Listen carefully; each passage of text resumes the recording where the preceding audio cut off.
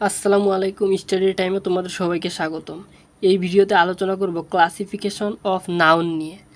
যেহেতু নাউনের অনেক ক্লাসিফিকেশন রয়েছে, তাই সবগুলা বিষয় আসলে একটা ভিডিওতে আলোচনা করা সম্ভব না, তাই আমি পার্ট বাই পার্ট আলোচনা করার চেষ্টা করেছি। এটা হচ্ছে পার্ট 4। আমরা জানি যে নাউন হচ্ছে দুই প্রকার, একটা হচ্ছে কনক্রিট নাউন আর একটা হচ্ছে অ্যাবস্ট্রাক্ট নাউন। কনক্রিট নাউন আবার চার প্রকার, একটা হচ্ছে প্রপার, কমন, কালেকটিভ এবং ম্যাটেরিয়াল। তাহলে টোটাল হচ্ছে এই পাঁচটা নাউন। আর এই পাঁচটা নাউনের মধ্যে পার্ট 1 2 3-তে আমি কনক্রিট নাউন, তারপর প্রপার, কমন এবং কালেকটিভ ম্যাটেরিয়াল নিয়ে আলোচনা করেছি। পার্ট 4-এ আমি আলোচনা করব অ্যাবস্ট্রাক্ট নাউন নিয়ে। এই অ্যাবস্ট্রাক্ট নাউনের সংজ্ঞাটি যদি আমরা বলি, যে অ্যাবস্ট্রাক্ট নাউন হলো সেই নাউন যা কোনো অবস্থাগত ধারণা বা গুণকে নির্দেশ করে, যার কোনো বাহ্যিক অস্তিত্ব নেই এবং যা ছোঁয়া যায় না, গন্ধ দ্বারা বা শ্রবণ দ্বারা বোঝা যায় না, কিন্তু শুধু কল্পনা করা যায়। তাহলে আমরা অ্যাবস্ট্রাক্ট নাউনের বৈশিষ্ট্য পেলাম, এটার বাহ্যিক কোনো অস্তিত্ব নেই। এর আরেকটি বৈশিষ্ট্য হচ্ছে ছোঁয়া যায় না। এরপর হচ্ছে শ্রবণ করা যায় না। তাহলে আমরা বুঝবো কিভাবে যে কোনটা অ্যাবস্ট্রাক্ট নাউন? এটার একমাত্র উপায় হলো এটা কল্পনা করা যায়, এটাই এর বৈশিষ্ট্য প্রধান। তাহলে যদি আমরা অ্যাবস্ট্রাক্ট নাউনের এক্সাম্পল দেই, অনেস্টি, সততা, এটার কিন্তু বাহ্যিক কোনো অস্তিত্ব নেই, ছোঁয়া যায় না, শ্রবণ করা যায় না, শুধু কি কল্পনা করা যায় যে সত্যবাদিতা জিনিসটা। এরপর যদি বলি বয়হুড, বাল্যকাল, এই বাল্যকাল কিন্তু এর কোনো বাহ্যিক অস্তিত্ব নেই, ছোঁয়া যায় না, শ্রবণ করা যায় না, এটা শুধু বাল্যকালটা আমরা কল্পনা করতে পারি। এরপর এরকম আছে যে জাস্টিস, হিরোজম, এগুলা কি সবগুলো এক একটা হচ্ছে অ্যাবস্ট্রাক্ট নাউন। এগুলোর প্রধান বৈশিষ্ট্য হচ্ছে কি, এগুলো সবগুলোরই বাহ্যিক কোনো অস্তিত্ব নাই, ছোঁয়া যায় না, শ্রবণ করা যায় না, শুধু কি কল্পনা করা যায়।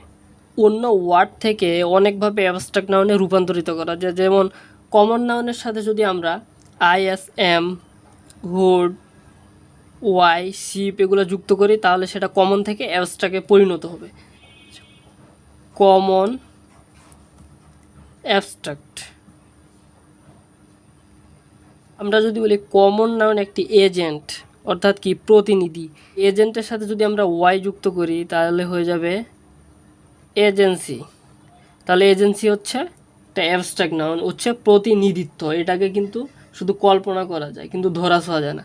যদি বলি বয়, বয় হচ্ছে বালক, একটা কমন নাউন, সব ছেলে সাধারণ নাম, কিন্তু এটার সাথে যদি আমরা হুড যুক্ত করি, বয়হুড, এটা হয়ে যাবে বাল্যকাল। বাল্যকাল কি শুধু কল্পনা করা যায়, বাহ্যিক কোনো এটার অস্তিত্ব নাই। তারপর যদি বলি ফ্রেন্ড, হচ্ছে বন্ধু, এটা হচ্ছে কি একটা কমন নাউন, কিন্তু যদি বলি ফ্রেন্ডশিপ, এটা কি বন্ধুত্ব, যেটা কি মনের ব্যাপার, এটা হচ্ছে অ্যাবস্ট্রাক্ট নাউন। ওই রকম সব মানুষের সাধারণ বা কমন নাম হচ্ছে ম্যান। যদি বলি ম্যানহুড, ম্যানহুড হচ্ছে কি মানবতা, তাহলে এটা কি অ্যাবস্ট্রাক্ট নাউন। যদি বলি স্টুডেন্ট, কমন নাউন, এর সাথে যদি আমরা শিপ যুক্ত করি, স্টুডেন্ট শিপ, এটা কি ছাত্রত্ব, তাহলে এটা ছাত্রত্ব হবে, এটা অ্যাবস্ট্রাক্ট নাউন। তো এখানে আমরা সাধারণত কমন নাউন থেকে অ্যাবস্ট্রাক্ট নাউনে যুক্ত করলাম। এরপর আমরা দেখব কিভাবে অ্যাডজেক্টিভ থেকে অ্যাবস্ট্রাক্ট নাউনে রূপান্তর করা যায়। অ্যাডজেক্টিভ একটা ওয়ার্ড, যেমন পোর, পোর হচ্ছে অ্যাডজেক্টিভ। তো পোরের সাথে আমরা যদি প্রভার্টি লিখি, পোর হচ্ছে গরিব, আর এটা হচ্ছে প্রভার্টি হচ্ছে দারিদ্র, তাহলে প্রভার্টি কি এটা অ্যাবস্ট্রাক্ট নাউন। দারিদ্র কি কখনো এর কোনো বাহ্যিক অস্তিত্ব নেই, এটা শুধু কল্পনা করা যায় যে তার দারিদ্রতা আছে। আর ফ্যাট, এটা একটা অবস্থা, অবশ্যই অ্যাডজেক্টিভ। আমরা যদি নেস যুক্ত করি, ফ্যাটনেস, বিশালতা, এটা কি একটা অ্যাবস্ট্রাক্ট নাউন। এরপর যদি বলি ইয়ং, অর্থাৎ যুবক, যদি বলি ইয়থ, এটা হচ্ছে যৌবন। যৌবনকে কিন্তু আমরা ধরতে পারি না, ছুঁইতে পারি না, কিন্তু শুধু কল্পনা করতে পারি। যেমন ক্লেভার, এটা একটা কি গুণ, তাহলে এটা হচ্ছে অ্যাডজেক্টিভ। যদি বলি ক্লেভারনেস, তাহলে এটা হয়ে যাবে চালাকি, যেটা একটা অ্যাবস্ট্রাক্ট নাউন। এরকমভাবে ট্রু, অর্থাৎ কি সত্য, এটা কিন্তু একটা গুণ, কিন্তু যদি বলি ট্রুথ, সত্যবাদিতা, তাহলে এটা কি একটা অ্যাবস্ট্রাক্ট নাউন হয়ে যাবে। ভার্ব থেকেও অ্যাডভাইসটাকে পরিণত করা যায়। এখানে অ্যাডভাইস, এসি, এই অ্যাডভাইস মানে হচ্ছে উপদেশ দেওয়া, এটা কিন্তু একটা ভার্ব।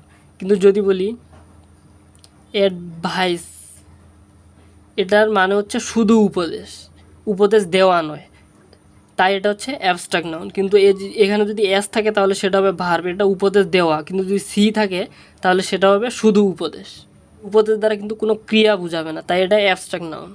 তারপর যদি বলি গিভ, এই গিভ মানে হচ্ছে দেওয়া, এখানে ক্রিয়া বুঝাইছে তাই এটা ভার্ব। কিন্তু যদি গিফটকে যদি বলি গিফট, এই গিফট হচ্ছে উপহার, তাহলে উপহার হবে একটা অ্যাবস্ট্রাক্ট নাউন। এরকমভাবে সি একটা ভার্ব মানে হচ্ছে দেখা, কিন্তু যদি বলি সাইট, এটা কি একটা দৃশ্য, তাহলে এই দৃশ্যটা হচ্ছে অ্যাবস্ট্রাক্ট নাউন। ইডুকেট মানে হচ্ছে শিক্ষা দেওয়া, কিন্তু এডুকেশন এটা শুধু শিক্ষা, তাই এটা একটা অ্যাবস্ট্রাক্ট নাউন। ওইরকমভাবে নো মানে হচ্ছে জানা, যেটা একটা ভার্ব বোঝায়। কিন্তু নলেজ মানে হচ্ছে জ্ঞান, যেটা হচ্ছে কি একটা অ্যাবস্ট্রাক্ট নাউন, নলেজ। আশা করি সবাই অ্যাবস্ট্রাক্ট নাউন সম্পর্কে খুব ভালোভাবে বুঝতে পেরেছো এবং অ্যাবস্ট্রাক্ট নাউনের রূপান্তর সম্পর্কে খুব ভালোভাবে বুঝতে পেরেছো। যেমন কমন নাউন থেকে অ্যাবস্ট্রাক্ট নাউন, তারপর অ্যাডজেক্টিভ নাউন থেকে অ্যাবস্ট্রাক্ট নাউন, এরপর ভার্ব থেকে অ্যাবস্ট্রাক্ট নাউন। পর্যন্ত ভিডিওটির সাথে থাকার জন্য সবাইকে ধন্যবাদ। সবাই ভিডিওটি অবশ্যই শেয়ার করবে এবং লাইক কমেন্ট করে পাশে থাকবে। ধন্যবাদ সবাইকে।